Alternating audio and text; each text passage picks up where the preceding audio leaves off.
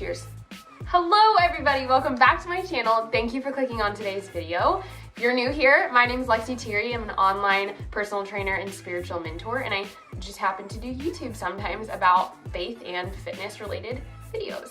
And now, before we hop into this video, you know that you should go ahead and give this video a good old like and subscribe if you're not already subscribed. Click the notification bell also to know when I upload a video. Also, before we get into this video, can you please look at my shirt? It says, "Prayed for this." Like, how fitting is that? Basically explains my entire life. Today, we're gonna be talking all about my 9 tips for college girls who have fitness goals.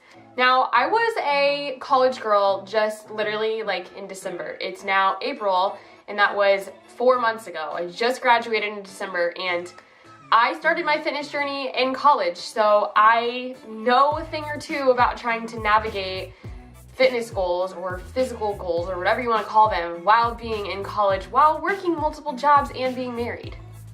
I basically did it all, okay? But I want to come today with you to just give any college girl who's watching this video who feels like they do not have time, they don't know how to start a fitness journey, or maybe you're just super overwhelmed with all of your responsibilities and you're like, somebody please help me navigate this time in my life because I don't know who I am and I want to lose weight and I'm just like, help. So tip number 1 is find a time that works best for you. Like, for me, when I first started, I had to go at 4 a.m. That was the reality of my life. And was it horrible? Absolutely, sometimes it was horrible. But I made it work because that was the time that I knew I was going to be the most focused in to get it done. And at the end of the day, after school and working and all of those things, I didn't want to have to go to the gym and try to work out with like negative 2% energy. Like, that just didn't happen for me, and I knew that I wouldn't have motivation to do that. So I made my butt get up at 4 a.m. every single morning and drive an hour to my gym because my school was an hour away, work out for about 45 minutes, get dressed, shower, all that stuff, and then get to class and then go about my day. And I made it work for a year and a half. Like, it was so hard for me some days, but for me, the mindset that I had to be in was like, I got some goals that I'm working on, and I do not want to be somebody who gains freshman 15. I actually want to like be the opposite of that. I want to lose 15 pounds. So I made it happen and I made it work for me. But the number one thing that I had to do was find a time that actually worked for my schedule or what I knew was going to work with like the way that I am. Tip number 2 is to wear your workout clothes to class. Like, you don't have to be baked in full makeup, full hair, full like Pinterest worthy outfit every single time that you go to school. Like, you just don't have to, I promise you. Even if you're trying to find a boy or a man in college, you don't have to look like that all the time.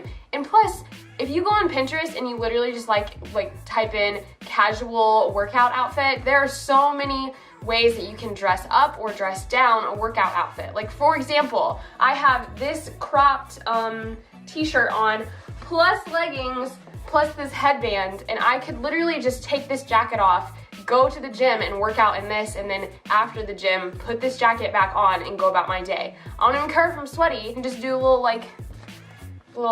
what's that thing called? Like wipe bath, where you just take some wipes, wipe it down, put some extra deodorant on. You're good, okay? I just think if you're gonna set yourself up for success to go to the gym and actually make it happen, because it's really easy to just make an excuse.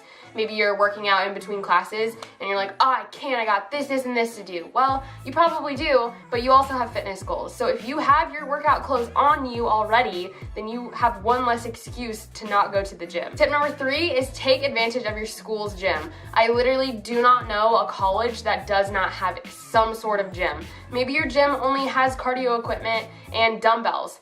You can make that work, I promise. There are so many just people on Instagram who are constantly posting dumbbell-only workouts. I have dumbbell-only workouts on my Instagram page. Follow my Instagram right here. And there's so many things that you can do at an apartment gym or a school gym or anything like that. Maybe even just go outside and work out. Go run the bleachers at your college stadium or something. There's some way to get active every single day. Tip number 4 is to pack your own lunch. This is huge, okay? You gotta meal prep.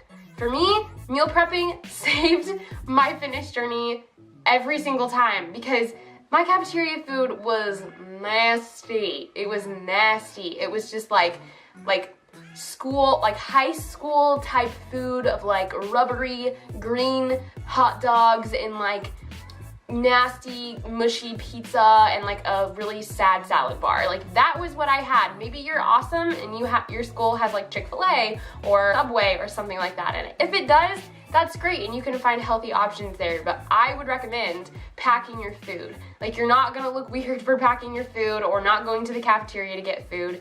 But if you're somebody who has like a meal plan at your college, then that might be a little different. But there are ways to navigate through eating at your cafeteria. And I actually have a blog post on this specific subject that I will link down below for you to go and read because it's very helpful. I have a lot of clients who either are living in a dorm and they have a meal plan that they have to stick to, or they are a commuter, they go to commuter college and they have to figure that out too. Either way, you have the ability to make healthier choices. And also meal prepping, just having food already ready to go. Maybe that's just something as simple as taking your rotisserie chicken, getting some Greek yogurt and some stuff to make like a chicken salad and get those like little buns that you can take for your lunch or as a snack or something. Like, don't be lazy about it. There are ways that you can do this, and Pinterest is a great resource for finding quick and easy college recipes. And I also have some recipes for you in that blog post that I'll link down below. Tip number 5 is to get an accountability partner. I'm sure you have friends at school, and if you don't, I'm really sorry about that and I know how that feels. But if you have friends at school who maybe want to start going to the gym with you, or you can encourage them to start going with you too, and to just be like, hey, let's just like start being more active and just, you know, doing stuff in between classes, going on walks, stuff like that. If you get an accountability partner, you're so much more likely to actually stick to your fitness goals and to like push yourself, because there's somebody else there with you trying to encourage you alongside just yourself. Know what I mean? Tip number 6 is to get healthy snacks for your room or your dorm or wherever you're staying. If you live at home, then like you probably already have some like access to making more snacks, but there are some other things that you can make just to have on hand as kind of like another meal prep, so that when you're going to school in between classes, or maybe while you're in class if you can eat, or maybe before you go to the gym for like a pre-workout, just having snacks readily available like apples and peanut butter, hummus and carrots. Hummus and carrots. Carrots? Hummus and carrots. What? Hummus and carrots. I don't know what's going on, I'm glitching. Anyway, just having healthy snacks in your room or readily available is going to be way more convenient for you than going to the school cafeteria and grabbing like a bag of Doritos or something that probably has a crap ton of chemicals in it that aren't gonna make you feel really good. Tip number 7 is a little bit strange, and I've never heard anybody else talk about this tip before, but it helped me at least when I was studying for tests and stuff like that. There on your phone, there's actually, if you have an iPhone, there's an app, right, where you can, it's called, can you see?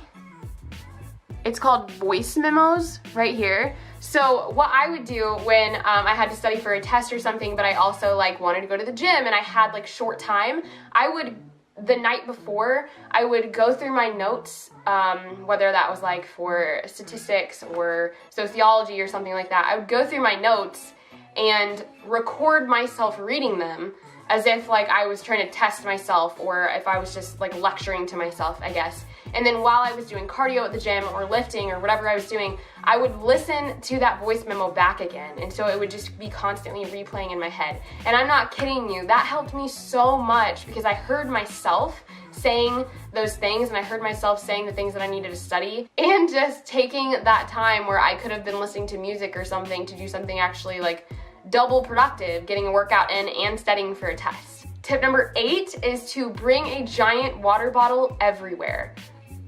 Please do this, because you don't realize how much your body needs water until you go a full day with drinking more than 100 ounces of water, and your body's like, what did you do? This is awesome. Like, I promise it's going to do wonders for your overall energy levels. It's gonna do wonders for your skin, for your mood, everything, even for your appetite. Like, it's gonna be awesome, okay? So bring a water bottle with you everywhere you go. You can get some at like TJ Maxx that are giant 48 or 32 ounces.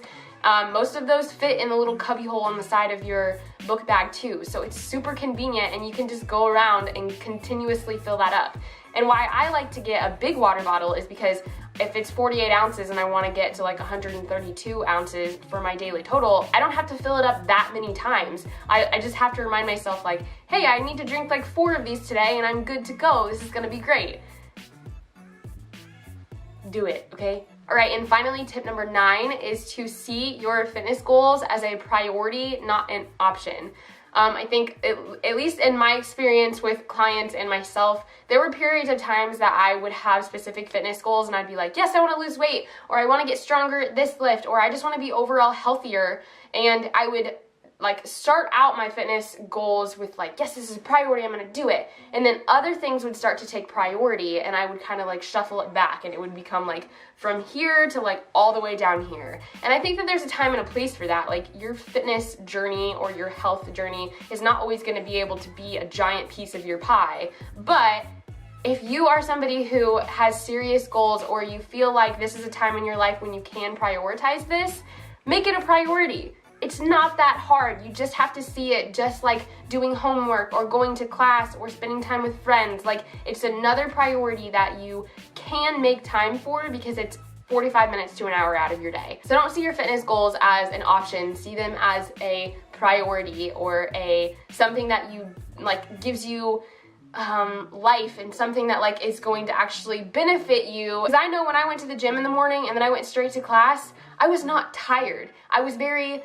energized and I was very focused in because I just had an awesome lift and I was ready to learn. And that might not be the case for everybody, but I think that some way, somehow, you can figure out how right now in college, when you're trying to figure out everything else in life, you can figure out how to be a healthy person too. It doesn't have to be hard. It doesn't have to be complicated. You just have to make it a priority and figure out what works for you. So that is it for today's video. That is my 9 tips. Thank you so much for watching this video. If you liked it, please give it a like. If you have any other videos that you would like to see related to college or just figuring out how to do fitness when you're really busy, then leave those suggestions down below and I would be happy to make a video on them. Thank you so much for watching. Remember to love God, love yourself, and love people, and have a great day. Bye.